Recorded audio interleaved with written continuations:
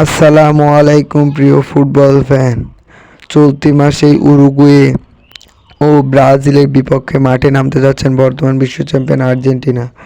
এই ম্যাচ দুটি সামনে রেখে নতুন একাদশ সাজিয়েছেন লিওনেল স্ক্যালোনি, যেখানে একাদশে নেই মেসি, দিবালা, লো সেলসের মতো ফুটবল, যেখানে ডিফেন্ডার পজিশনে থাকবেন অটামেন্ডি ও ক্রিস্টিয়ানো রোমেরো।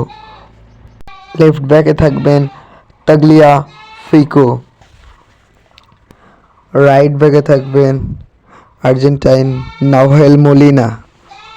সেন্ট্রাল মিডফিল্ডারে দেখা যাবেন রদ্রিগো দি পল ও অ্যানজো ফার্নান্দেজকে। অ্যাটাকিং মিডফিল্ডারে থাকবেন অ্যালেক্সিস ম্যাকআলিস্টার। লেফট উইঙ্গারে থাকবেন আর্জেন্টাইন গঞ্জালেস।